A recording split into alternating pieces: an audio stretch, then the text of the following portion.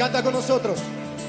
Escuchen reyes y príncipes, escuche toda la tierra, mi música y mi... Gracias y paz. Gracias y paz. Que el Señor les bendiga. Bueno, esperen que voy a buscar los banners. Ahí están. Bueno, hoy estamos para estar meditando en la palabra de Dios en esta mañana. Hemos empezado ya hace un tiempo, no hace mucho, una serie de personajes bíblicos. Cada tanto elegimos un personaje y vemos un poco de su vida, las enseñanzas que podemos sacar. Y bueno, hoy vamos a ver del apóstol Pablo.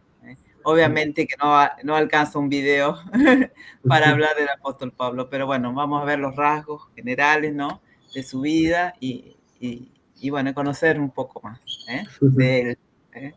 Bueno, hermano, te dejo. Amén, gracias Carolina. Así es. Este personaje bíblico, muy conocido, el apóstol Pablo, es el que vamos a tratar el día de hoy. Como la hermana dijo, no vamos a poner todos los detalles porque sería un video sumamente largo. Así que solo haremos una pequeña biografía de él.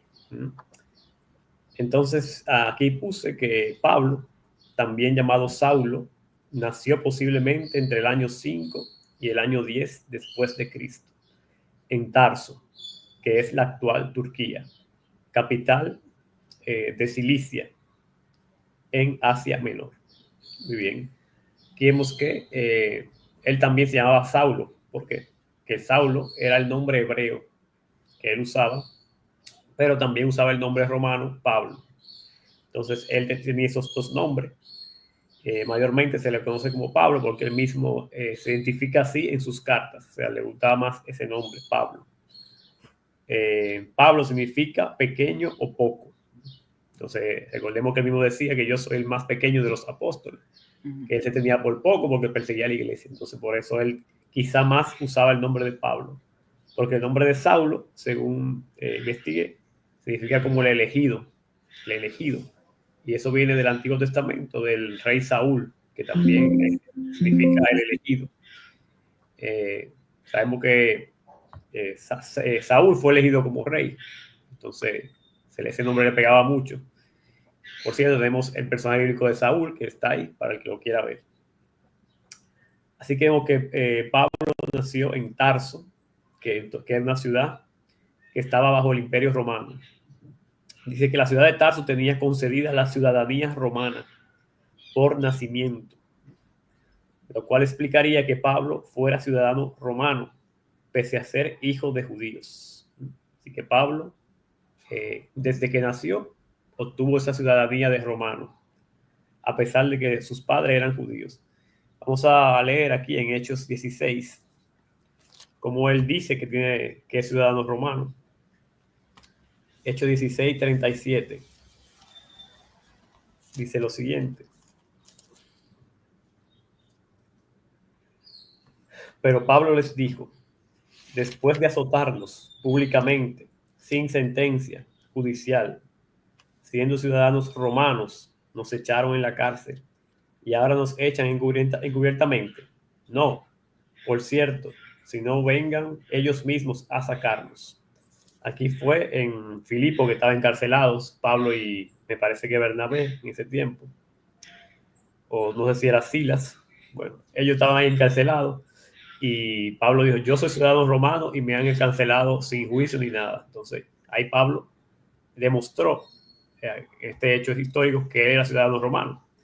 Y otro pasaje que también lo dice es en Hechos 22, versículo 25 al 29. Si lo puedes leer, Carolina. Hechos 22, 25 al 29. Pero cuando le ataron con correas, Pablo dijo al centurión que estaba presente, ¿os es lícito azotar a un ciudadano romano sin haber sido condenado? Cuando el centurión oyó esto, fue y dio aviso al tribuno, diciendo, ¿qué vas a hacer? Porque este hombre es ciudadano romano. Vino el tribuno y le dijo, dime, ¿eres tú ciudadano romano? Él dijo, sí. Respondió el tribuno: yo con una gran suma adquirí esta ciudadanía. Entonces Pablo dijo: pero yo lo soy de nacimiento. Así que luego se apartaron de él los que iban a dar tormento, y aún el tribuno, al saber que era ciudadano romano, también tuvo temor por haberse atado. Amén. Ahí mismo Pablo nos dice que él es de nacimiento ciudadano romano.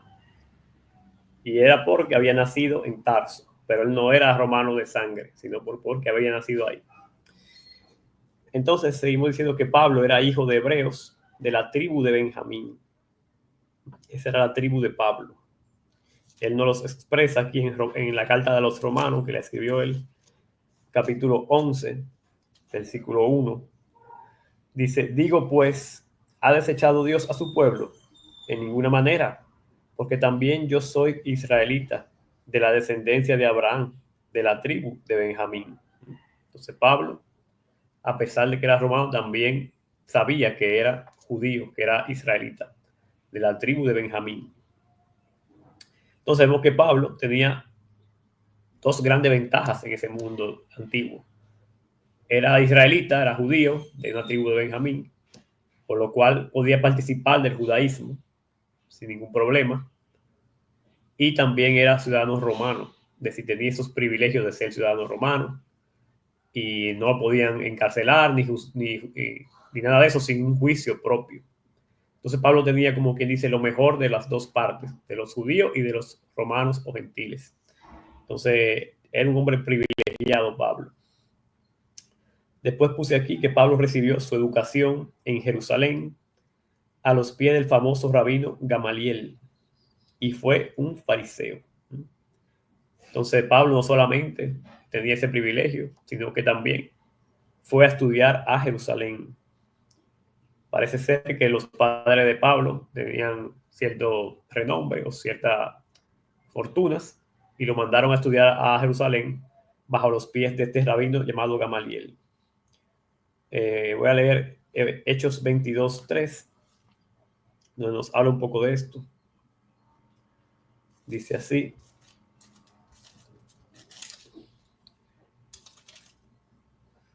yo, de cierto, soy judío, Pablo hablando, nacido en Tarso de Cilicia, pero criado en esta ciudad, o sea, en Jerusalén, instruido a los pies de Gamaliel, estrictamente conforme a la ley de nuestros padres, celoso de Dios como hoy lo sois todos vosotros. Así que Pablo da su biografía. Él fue criado en esa ciudad, o sea que parece que fue enviado muy pequeño, aunque algunos, según estuve viendo, que como que fue en la adolescencia que lo mandaron para allá, pero como haya sido, se crió ahí en Jerusalén. Y este hombre Gamaliel era un maestro muy famoso en ese tiempo, de mucho renombre, y Pablo estudió bajo él, o sea que aprendió todo eso, todo lo del judaísmo, y de ser fariseo a los pies de él, de Gamaliel. También en Hechos 26, del 4 al 5, Pablo también relata algo aquí. Hechos 26, dice el 4. Mi vida, pues, desde mi juventud, la cual desde el principio pasé en mi nación, en Jerusalén, la conocen todos los judíos, los cuales también saben que yo, desde el principio, si quieren testificarlo, conforme a la más rigurosa secta de nuestra religión, viví fariseo. Es decir, que Pablo no solamente estudió ahí, sino que se volvió fariseo, dice él, porque vivió fariseo. Entonces Pablo no simplemente era un judío que podría tener dinero y el privilegio de ser romano, sino también tenía toda la maquinaria del judaísmo. O sea, era un fariseo, tenía un buen maestro. Entonces, él no tenía nada que buscar en el cristianismo porque estaba muy bien posicionado en el judaísmo. Vamos a leer también Filipenses 3, del 4 al 6. Si lo puede leer, Carolina.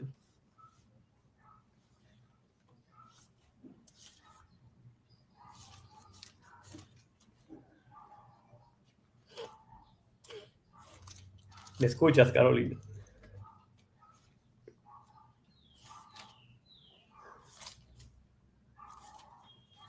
Tienes el micrófono apagado si estás hablando. Perdón. Filipenses 3, del 4 al 6.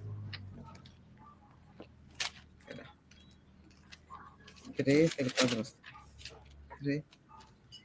Aunque yo tenga también que confiar en la carne, si alguno piensa que tiene de qué confiar en la carne, yo más.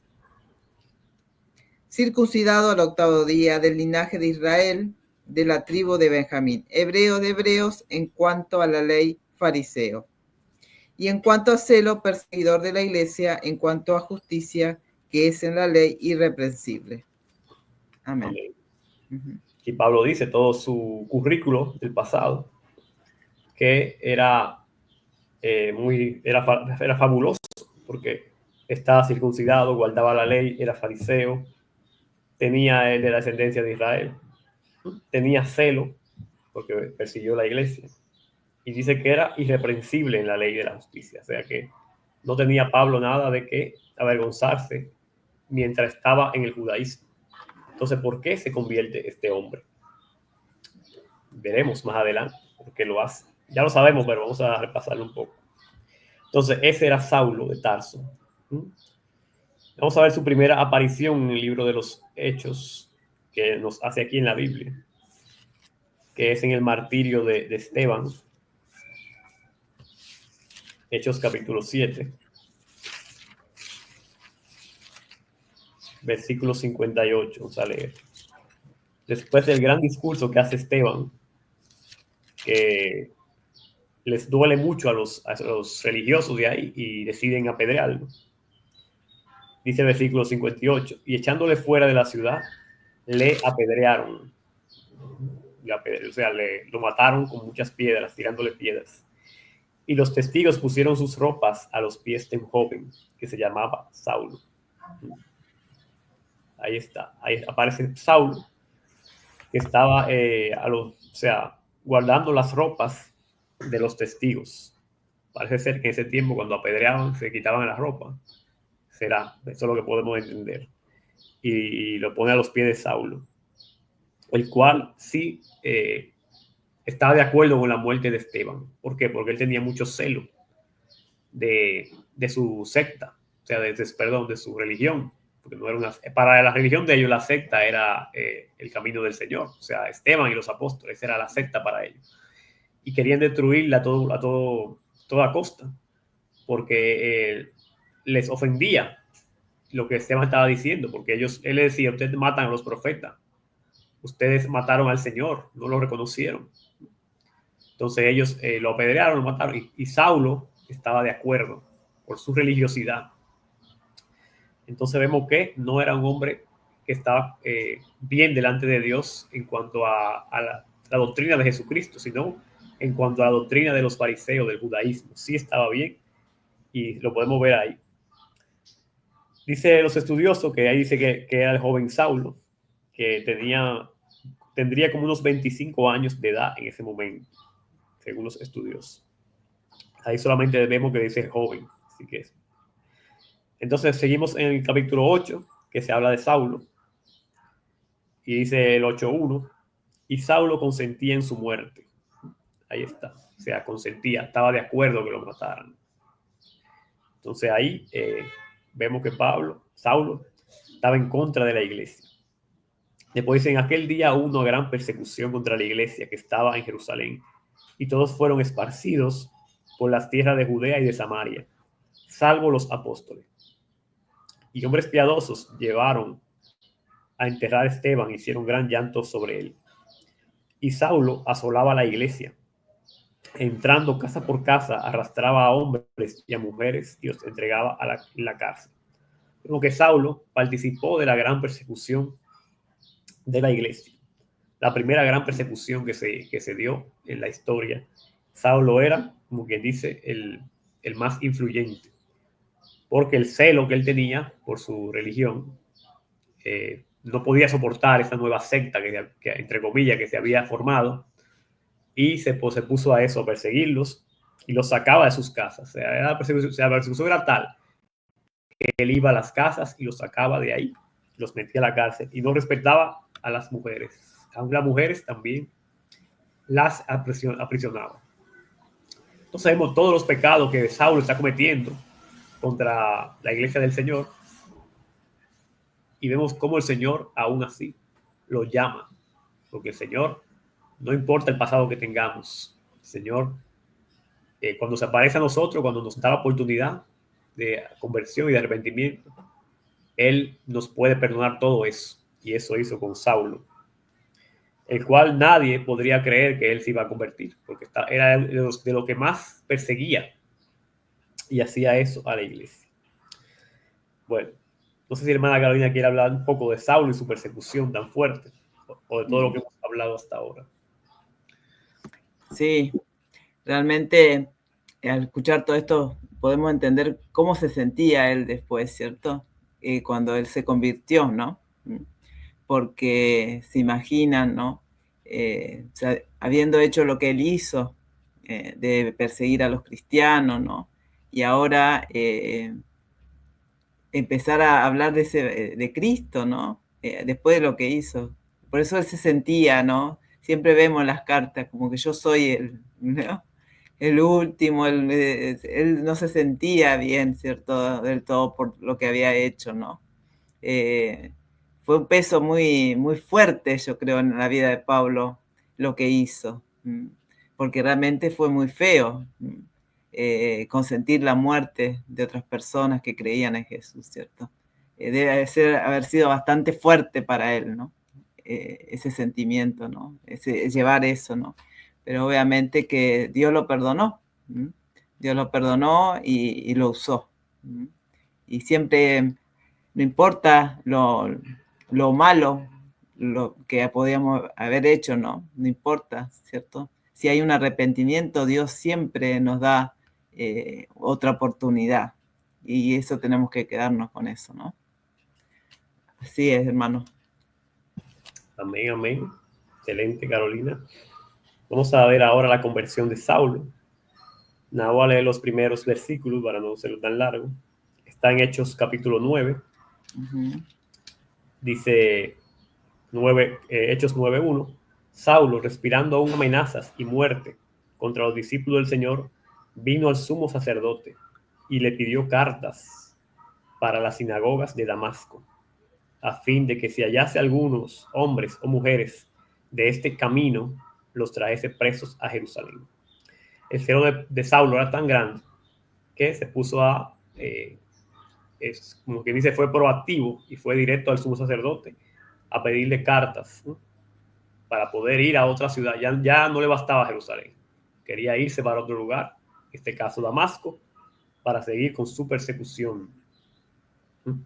Dice, hombres y mujeres todavía, o sea, todavía tenía ese irrespeto hasta las mujeres, y quería traer los presos a Jerusalén, o sea, ir a buscar gente presa para llevarla a Jerusalén, o sea, algo grande, porque era un viaje quizá de varios días, no sabemos bien el camino, la distancia, pero en ese tiempo no habían carros ni nada de eso, así que era difícil lo que pedía, pero su celo religioso lo llevaba a eso. Pero vamos a ver qué pasa. En el versículo 3 dice, mas yendo por el camino, aconteció que al llegar cerca de Damasco, repentinamente le rodeó un resplandor de luz del cielo, y cayendo en tierra oyó una voz que le decía, Saulo, Saulo, ¿por qué me persigues? Amén. Entonces aparece el Señor en luz resplandeciente de forma repentina. Sabemos que el Señor es luz, dice la palabra. Sus manifestaciones son a veces así, con luz. Y se manifestó así, dice que luz del cielo. O sea, se vio que vino del cielo la luz. Y él cayó a tierra. Algunos creen que se cayó de un caballo, otros dicen que no. No sabemos exactamente. El fin es que se cayó a tierra y oyó la voz que le decía, ¿por qué me persigues? Y Saulo diría, yo estoy persiguiendo a esa secta llamada El Camino. ¿Por qué me habla la voz del cielo? Pero él no sabía, ahora lo va a saber, que era el propio Dios que estaba persiguiendo a Jesucristo. Y dice el 5, ¿quién eres, Señor? Ahí ya lo reconoció como Señor. y le dijo: yo soy Jesús a quien tú persigues. Dura cosa te es dar coces contra el aguijón. Entonces se reveló ahí: yo soy Jesús, porque sabemos que Jesús era el personaje principal de este camino que él estaba persiguiendo. No creían en Jesús, los judíos tampoco creían en Jesús, pero ahora él ve la luz y él oye la voz y sabe que es Jesús que está hablando. Dice él, temblando y temeroso, dijo: Señor, ¿qué quieres que yo haga? Entonces ahí vemos como que ya había un arrepentimiento de él, un reconocimiento de que Jesús le estaba hablando. Y él dijo: ¿qué quieres que yo haga? Porque dice: no tengo nada que hacer ya contra ti, no puedo seguir persiguiéndote ya ahora que me has salido al encuentro. Y el Señor le dijo: levántate y entra en la ciudad, y se te dirá lo que debes hacer. Y los hombres que iban con Saulo se pararon atónitos, oyendo la verdad la voz, mas sin ver a nadie. Entonces Saulo se levantó de tierra y abriendo los ojos no veía a nadie. Así que llevándole por la mano le metieron en Damasco, donde estuvo 3 días sin ver y no comió ni bebió. Ahí vemos que la experiencia que él tuvo lo dejó ciego. Esa luz lo dejó ciego. Quizá el Señor lo dejó así para que siga reflexionando sobre lo que había hecho y sobre lo que estaba por vivir ahora. Entonces, esa es la soberanía de Dios, que quiso dejarlo ciego, quiso salir del encuentro. Sabemos que Dios no a todos nos va a salir de esa manera, nos va a salir con una luz, nos va a hablar con una voz, pero Dios, que su soberanía, lo hizo así con él, con Saulo, y él no se puso a pelear ni a decir: no, esto tiene que ser un demonio. No, de una vez reconoció que era el Señor, el Dios Todopoderoso, que le estaba hablando. Y él obedeció y se quedó ahí en Damasco 3 días. Y ya no siguió con su misión que tenía al principio de perseguir a los del camino en Damasco y llevarlos presos a Jerusalén. Ya él desistió de eso. Ahí vemos que empieza su conversión. Más adelante vemos que el Señor envía a Ananías, el cual tiene un poco de miedo de ir para allá, para donde Saulo, porque sabía quién era. Y el Señor le dice: ve, porque lo voy a usar poderosamente. Y va a tener que sufrir por el evangelio. Entonces Ananías va y le dice que reciba la vista. El hermano Saulo le dice, o sea, ya el Señor le había revelado a Ananías que Saulo ya estaba creyendo en Jesús y que estaba dispuesto. Y le devuelve la vista a Dios a través de Ananías a Saulo, y se bautiza a él. Y ahí es su conversión, cuando ya él oye la voz de Jesús y ya recibe esa sanidad por mano de Ananías que el Señor le concede. Y ahí empieza Saulo su ministerio. Dice que Saulo predica en Damasco y su predicación era tan fuerte que hasta lo querían sacar de ahí de Damasco. Por eso Saulo se escapa de los judíos. Después de eso, ese marca el comienzo de su ministerio y dice que después va para Arabia y es a pasar 3 años. Eso está en Gálatas 1, del 15 al 17. Si lo puedes leer, Carolina, a ver qué dice ahí. Gálatas 1, del 15 al 17.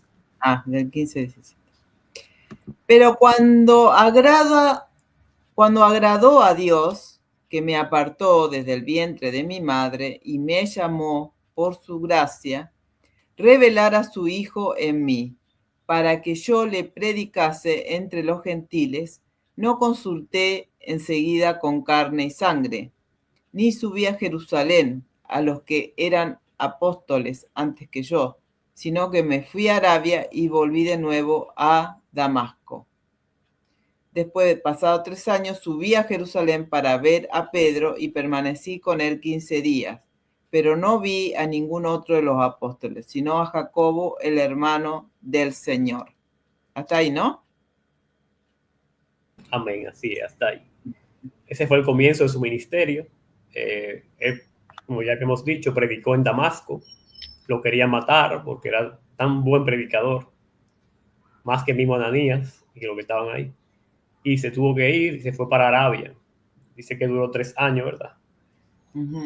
Esos 3 años, Jesucristo se les reveló allá y le enseñó toda la doctrina. Eso es lo que creemos. Él mismo dice en muchos pasajes que él recibió la revelación del propio Jesucristo.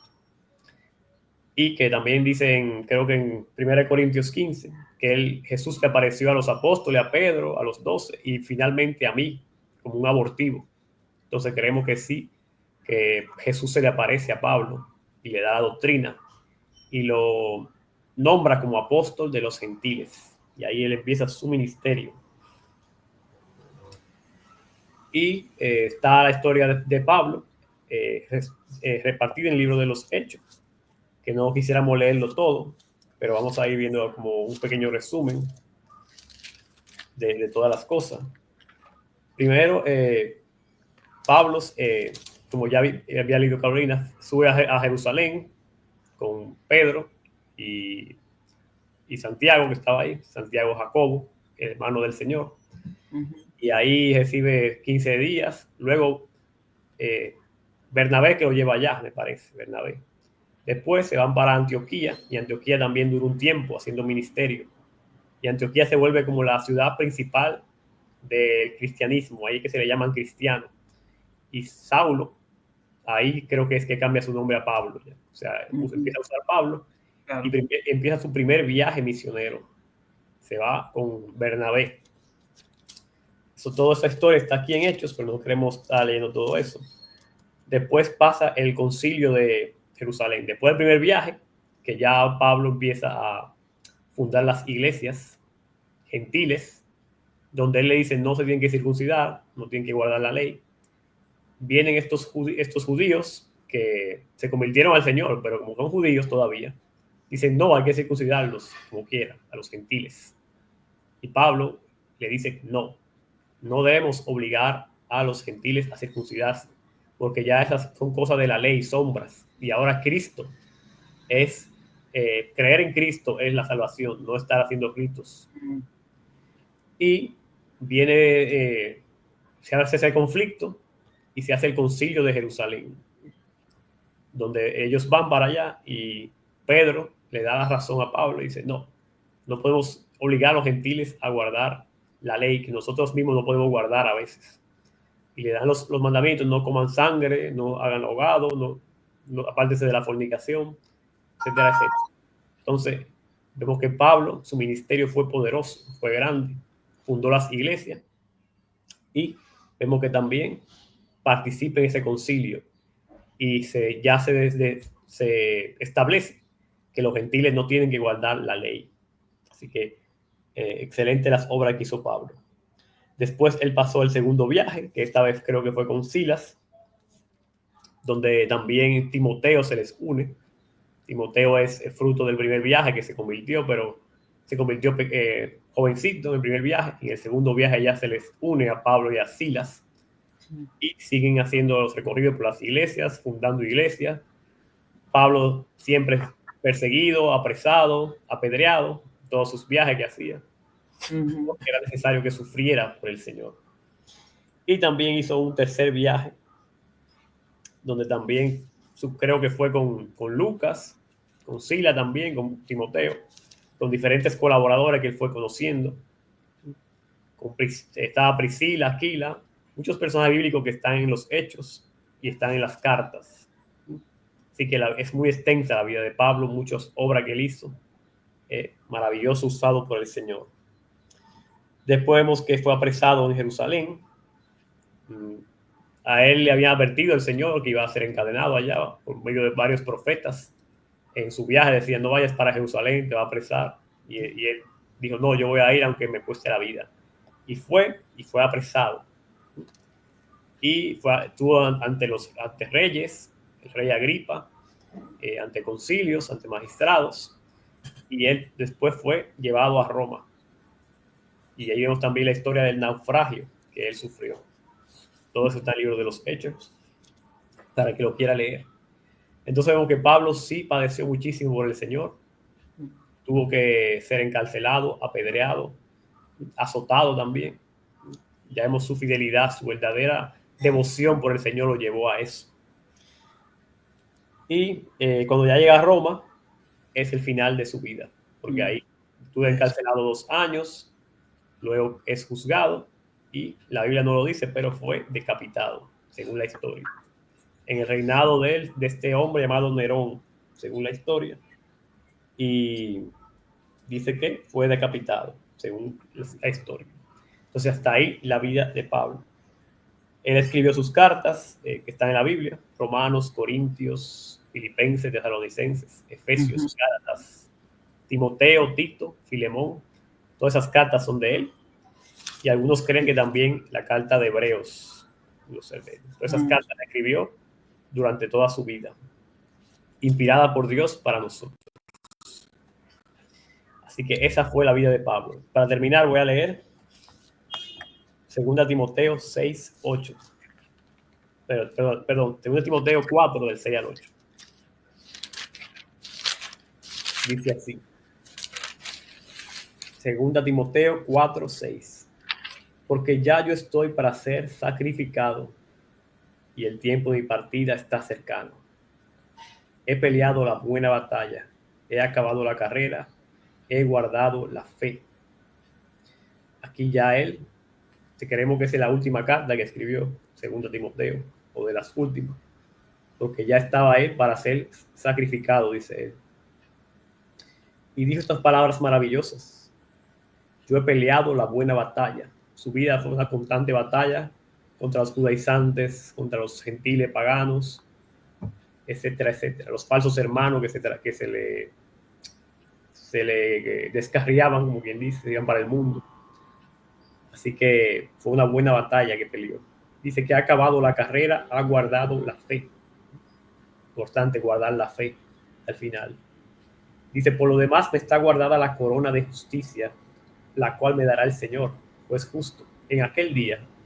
Y no solo a mí, sino también a todos los que aman su venida. Amén.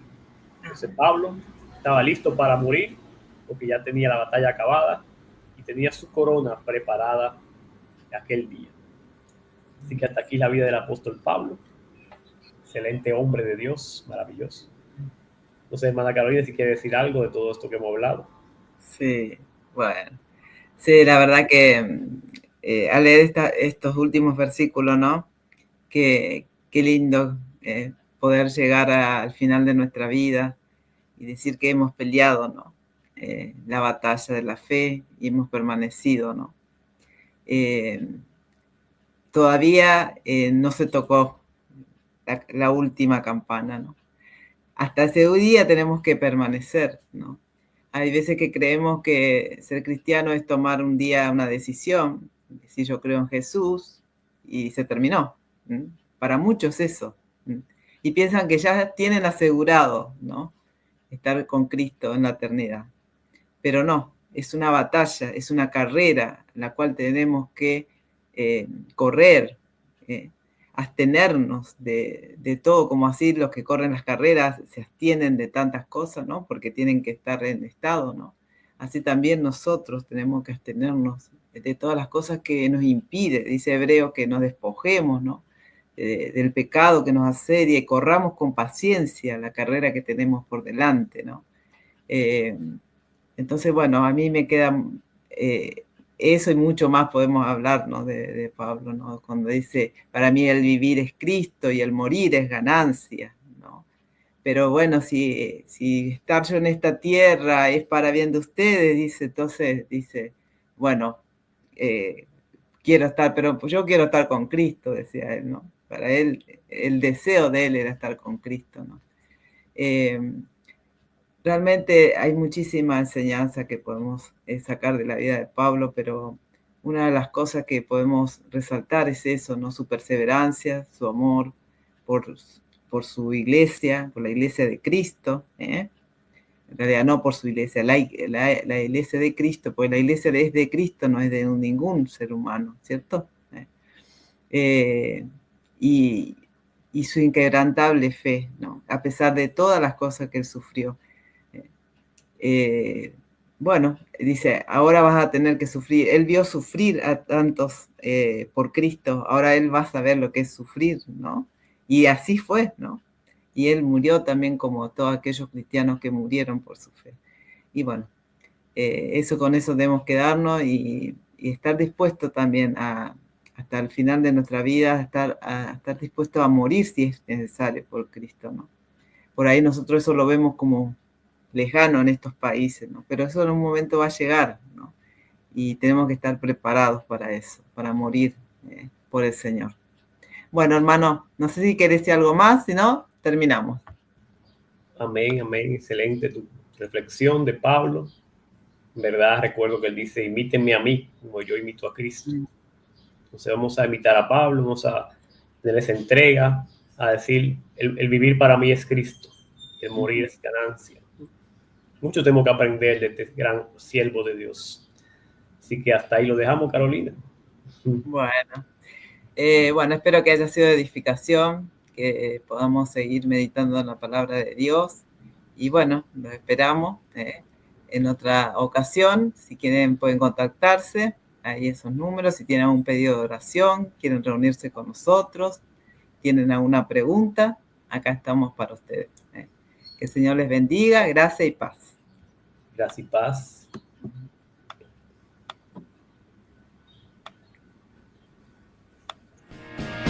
Como el sol que brilla en su fulgor, resplandecerá su alabanza, salmos de gloria.